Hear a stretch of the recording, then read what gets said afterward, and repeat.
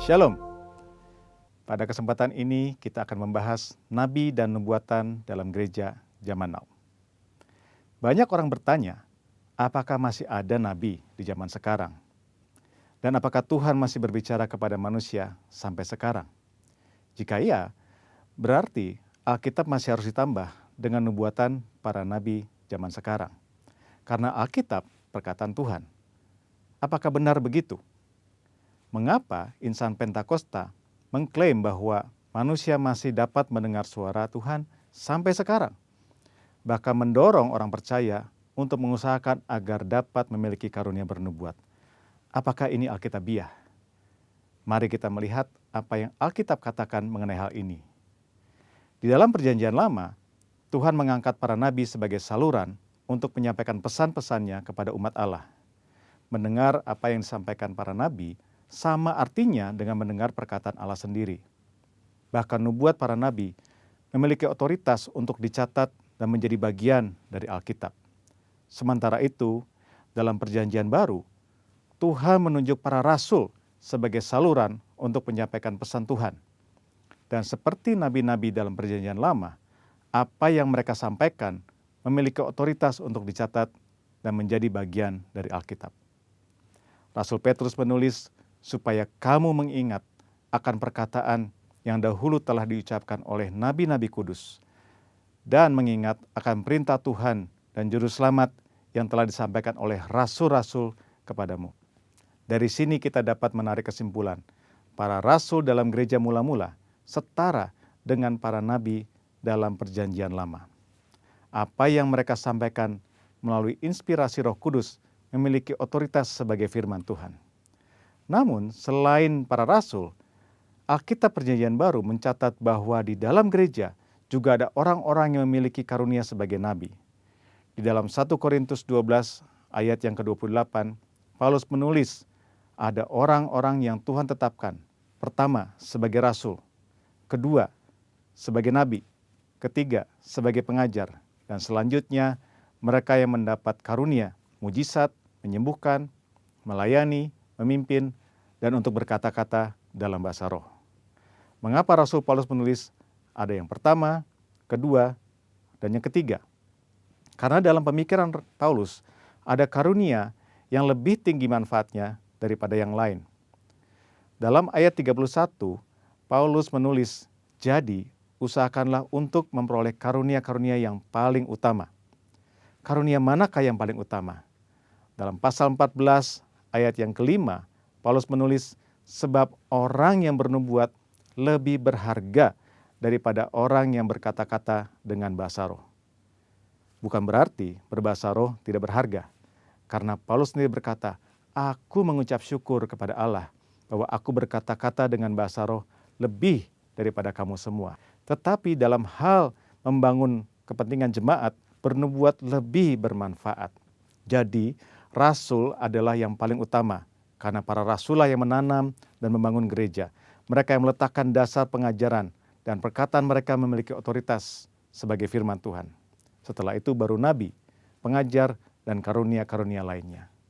Karunia bernubuat yang dimiliki para nabi dalam gereja zaman now tidak memiliki otoritas yang setara dengan para rasul.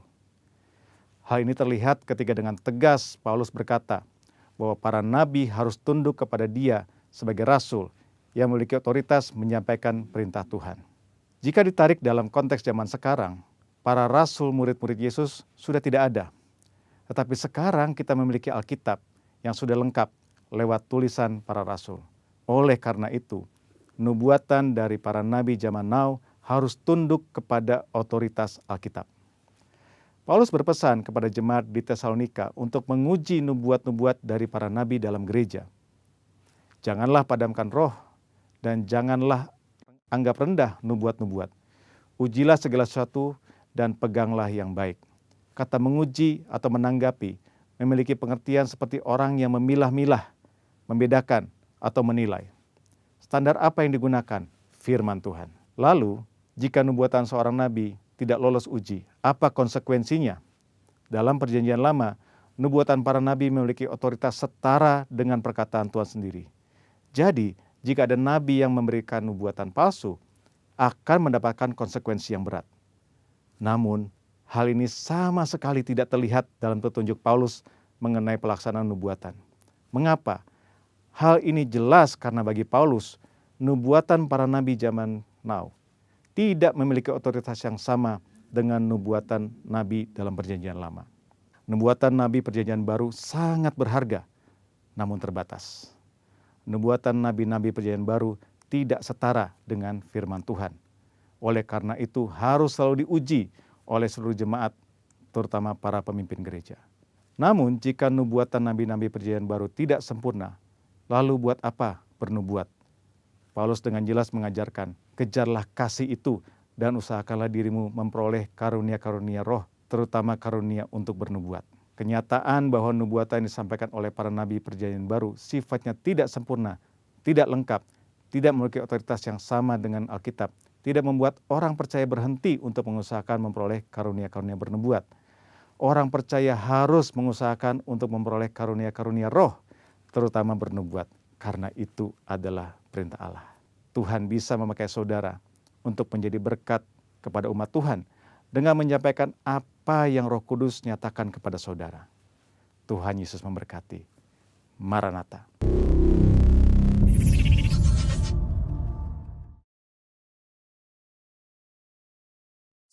Haleluya. Senang berjumpa dengan kekasih Tuhan.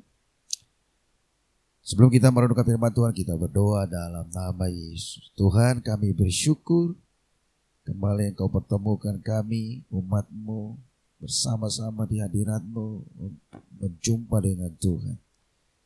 Terima kasih untuk pujian penyembahan kami, dan sebentar kami akan memuji, merenungkan firman-Mu. Berkati kami semua dalam nama Yesus. Amin. Baik, senang berjumpa kembali. Dan saya percaya bahwa semua kita diberkati Tuhan melimpah-limpah karena kasih dan anugerah Tuhan selalu baru buat setiap kita. Hari ini kita akan merenungkan firman Tuhan dari Roma pasal yang ke-8, ayatnya yang ke-36 sampai ayat yang ke-37. Tema dari firman Tuhan yang kita renungkan kali ini adalah menjadi Kristen yang ideal. Ayat 35 berkata begini, siapakah yang akan memisahkan kita dari kasih Kristus?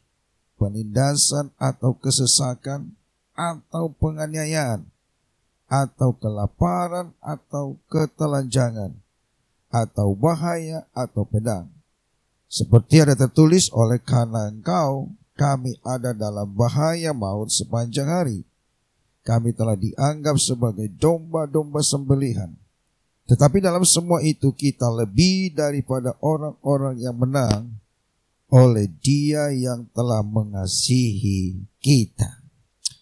Sejauh itu membaca firman Tuhan buat kita, Alkitab berkata yang berbahagia adalah setiap saya dan saudara yang menerima firman Tuhan, merenungkannya dan melakukannya dalam hidup kita. Menjadi ideal adalah dambaan semua lapisan. Kalau kita mencari pekerja, mungkin pabrik-pabrik atau perusahaan akan mencari karyawan yang ideal. Bahkan kalau saudara juga yang belum menikah akan mencari teman hidup yang ideal. Kekasih Tuhan, ternyata Tuhan juga mendambakan kita untuk menjadi orang Kristen yang ideal. Orang-orang benar yang ideal di hari-hari ini. Sekalipun tantangan, ada pergumulan dalam hidup kita, Tuhan mau supaya kita juga menjadi orang Kristen yang ideal. Orang-orang percaya yang ideal. Saudara jangan berpikir untuk menjadi ideal itu adalah nanti ketika kita di sorga. Nanti ketika kita berjumpa dengan Tuhan di sorga. Bukan.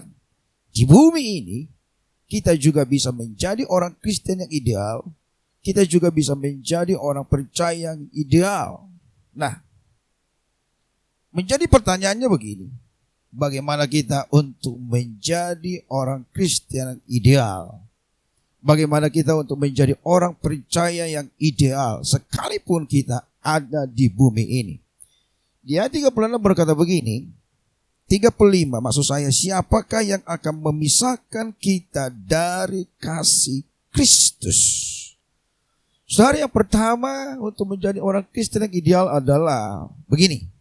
Dia harus mempercayai bahwa kasih Kristus telah sempurna tercurah atas dia. Kita orang percaya harus mempercayai begini, dalam keadaan apapun, bahwa kasih Kristus telah tercurah buat kita 100%. Nah, seringkali orang percaya ketika dia mengalami pergumulan-pergumulan, ketika dia mengalami tantangan-tantangan dalam hidupnya, dia berpikir, Tuhan sudah tidak lagi cinta saya. Tuhan sudah lagi tidak peduli dengan saya. Tuhan tidak lagi memperdulikan, memperhatikan saya. Nah, saudara kasih Tuhan, pemikiran-pemikiran yang seperti ini adalah pemikiran-pemikiran yang kurang tepat. Sebab begini, Alkitab berkata bahwa kasih Kristus telah sempurna tercurah atas setiap kita. Kapan kasih Tuhan tercurah buat setiap kita secara sempurna? Kasih Tuhan ketika dia mati di kayu salib, dia serahkan hidupnya, dia tumpahkan darahnya buat saya dan saudara. Dia rela dihina, dia rela tubuhnya tercabik-cabik, dia rela dimaki-maki, dia rela diolok-olok, dia rela ditindas, dia rela dihina. Saudara, itu adalah bukti Tuhan bahwa dia mengasihi saya dan saudara sempurna adanya. Dan catat kasih Tuhan, bahwa kasih Tuhan itu tidak pernah hari ini dicurahkan, besok dicabut lagi. Lusa dicurahkan, besoknya lagi dicabut lagi dari setiap kita. Tahun depan dicurahkan, bulan depannya lagi dicabut dari kita. No, kasih Tuhan, sekali dia mengasihi kita, selama-lamanya dia mengasihi kita. Selama-lamanya dia mencintai kita. Itu sebabnya ketika kita mengetahui dan meyakini bahwa kasih Kristus telah tercurah 100% buat saya dan saudara, maka supaya kita menjadi Kristen yang ideal, tinggallah di dalam kasih Tuhan itu. Peliharalah kasih Tuhan yang sempurna itu. Kerjakanlah kasih Tuhan yang sempurna itu. Dengan cara apa? Beribadah kepada Tuhan. Dengan cara apa? Memuji menyembah Tuhan. Dengan cara apa? Melayani Tuhan. Ada banyak yang hal kita kerjakan di dalam kita memelihara kasih Tuhan. Saudara jangan berpikir begini, kalau saya melayani Tuhan supaya Tuhan semakin cinta sama saya. No. Kalau saya berdoa, puasa 40 hari 40 malam supaya Tuhan lebih cinta sama saya. No.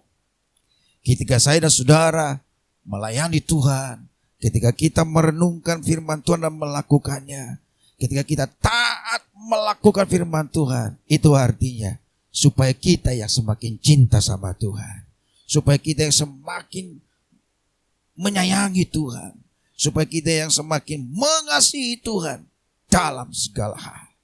Saudara juga kalau kasih berkorban buat Tuhan, berkorban buat pekerjaan Tuhan, bukan untuk Tuhan semakin sayang buat saudara, bukan.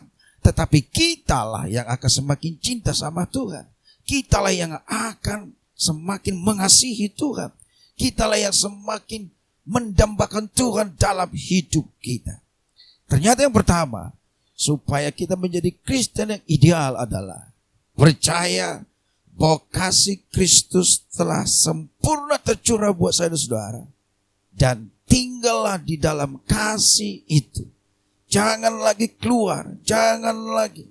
Saudara kasih Tuhan, jikalau saudara tidak beribadah, artinya saudara mulai lari dari kasih Tuhan.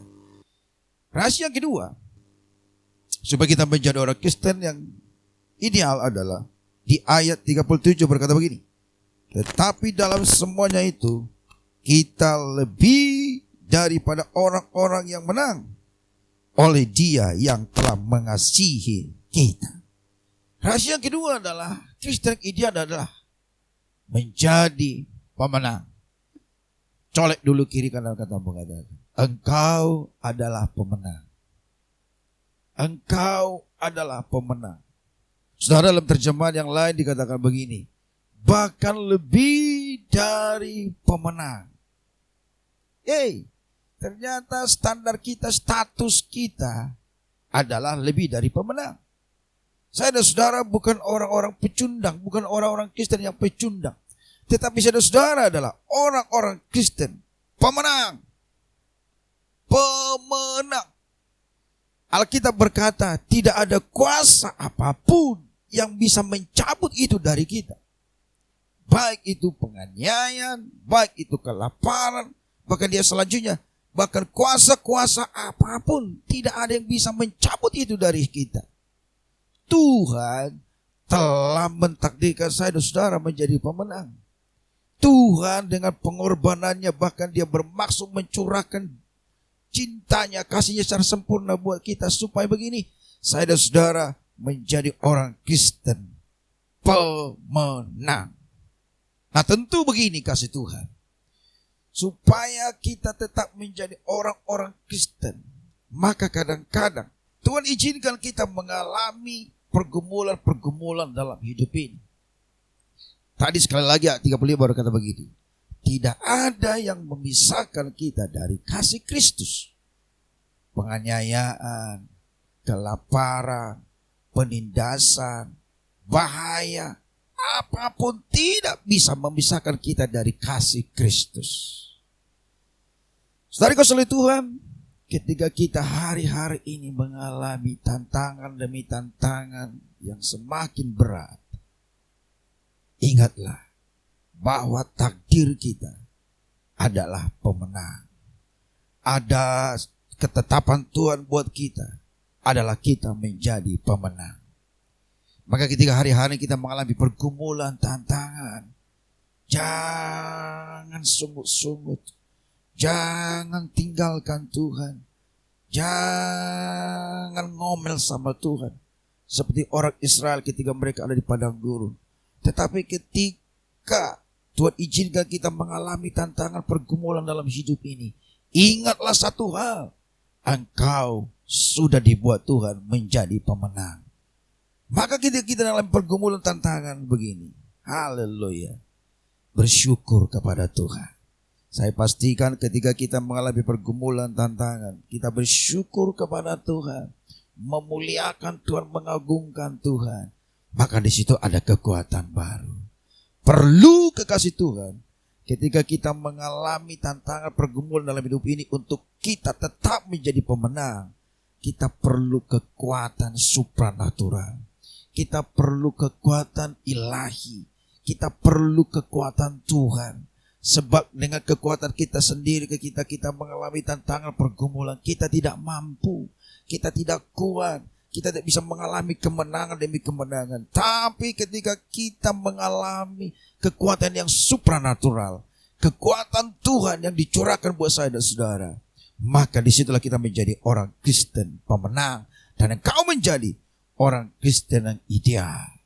Kekasih Tuhan, dengarkan baik. Semua tantangan, pergumulan yang kita alami hari-hari ini, bukan kita saja yang pernah mengalami.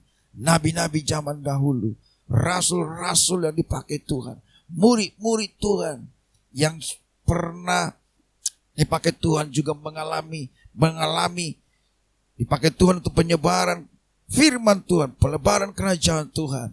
Mereka juga tidak luput dari semua tantangan. Mereka juga tidak luput dari semua aniaya. Mereka juga tidak luput dari semua kesulitan-kesulitan dalam hidup ini. Tetapi kasih Tuhan, mereka mengalami kemenangan. Kenapa? Karena mereka tahu bahwa mereka adalah pemenang. Karena mereka tahu ada kekuatan Tuhan yang luar biasa yang memampukan mereka untuk menjadi pemenang. Saudara kasih Tuhan, pastikan engkau adalah pemenang. Pastikan engkau mengalami kemenangan, pastikan ada kekuatan Tuhan yang tercurah atas kita ketika kita diizinkan mengalami hal-hal kesulitan-kesulitan yang kita alami dalam kehidupan kita ini. Nah, saya akan simpulkan renungan kita pada hari ini. Menjadi Kristen yang ideal itu adalah dambaan Tuhan buat kita. Dan saudara juga, menjadi Kristen yang ideal, menjadi orang percaya yang ideal adalah dambaan setiap kita. Dan untuk menjadi orang Kristen yang ideal bukan nanti ketika kita di surga, tapi di bumi ini juga kita bisa menjadi Kristen yang ideal. Nah, bagaimana mengalaminya? Pertama adalah percayalah bahwa kasih Tuhan telah tercurah buat kita sempurna adanya. Kasih Kristus telah dicurahkan buat kita dalam keadaan masa apapun sempurna adanya. Tuhan, sekali Tuhan mengasihi saya dan saudara, selamanya Dia mengasihi kita. Yang kedua adalah menjadi Kristen ideal adalah engkau ditakdirkan menjadi pemenang. Saudara kalau sekalipun kita mengalami pergumulan tentang dalam hidup ini, ingatlah kodrat kita, calling kita adalah pemenang. Sekalipun kita mengalami kesulitan hari-hari ini, jangan ngambek sama Tuhan, jangan lari dari Tuhan, tetapi semakin kita mendekat kepada Tuhan, bahkan lebih begini, semakin kita intim bersama dengan Tuhan. Haleluya. Mari kita berdoa. Terima kasih Tuhan Yesus, Engkau telah melawat kami lewat firman-Mu pada saat ini. Kerinduan-Mu atas setiap kami adalah supaya kami menjadi orang-orang percaya yang ideal di hari-hari ini. Orang-orang Kristen yang ideal. Dan kami tahu percaya Tuhan, kami harus menjadi orang Kristen yang ideal, supaya kelak kami nanti berjumpa dengan Engkau dalam kerajaan-Mu.